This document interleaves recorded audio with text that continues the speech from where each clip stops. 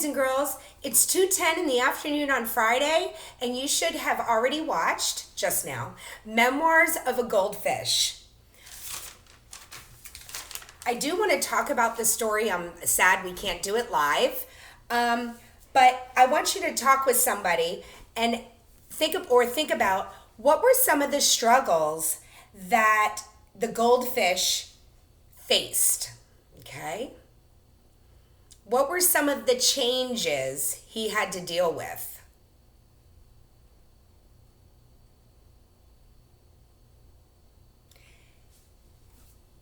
The little fish did not like all of those other animals and objects coming into his bowl.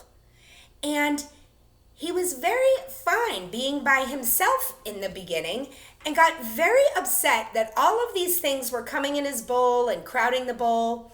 And then when his owner took him out so she or he could clean the bowl, he started to realize, I'm really lonely. You know, the angelfish that had their babies, they might need help feeding them. He thought he could be of help to others that he used to live with in his bowl. Then he was wondering, what happened to them? What are they doing?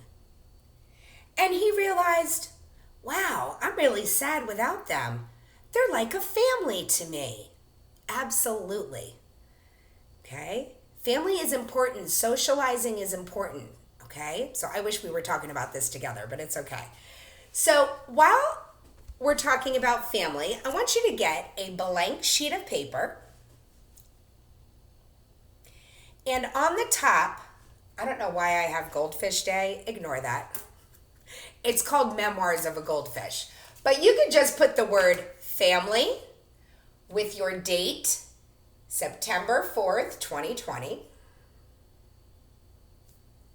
Okay, before I show the answers, I want you to think about what were the characters or objects that were put into his bowl.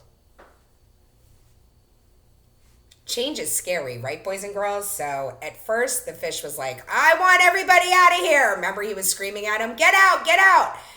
And then he was happy to be alone, and then he was sad. He wanted his family back. Okay, you ready? Did someone say plants? Plants was something that was put into his bowl. The crab named Fred was put into his bowl. Why didn't he like Fred? Because Fred had claws and would snap at him sometimes, remember? Okay. Then we had the snail, Mervin.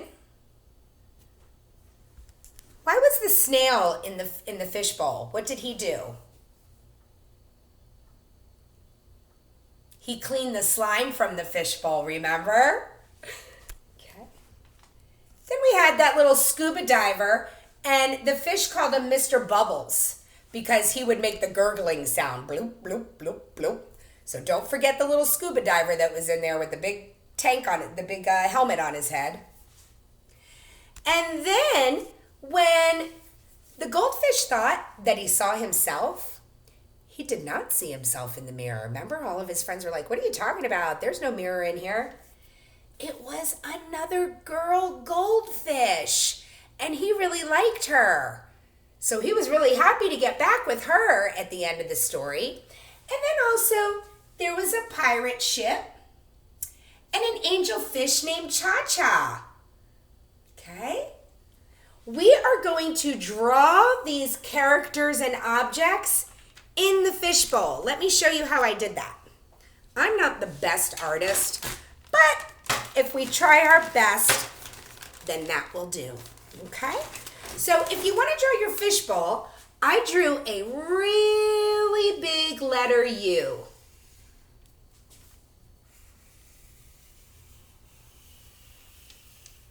Okay?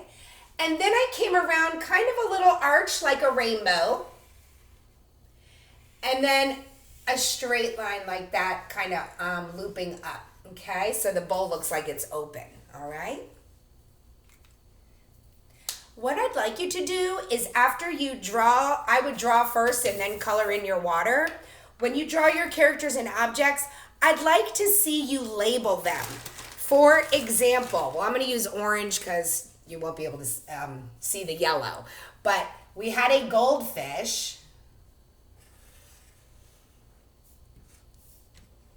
Okay. And I'm not sure of her name. So we can put girl fish. And then we had the other goldfish in there, the little boy. Okay. And then you could draw your plants and the crab and label him Fred, and your snail and label him Mervin. Don't forget Mr. Bubbles and Cha-Cha. Okay? So we all learned that change is scary, but in the end, it can be a good thing.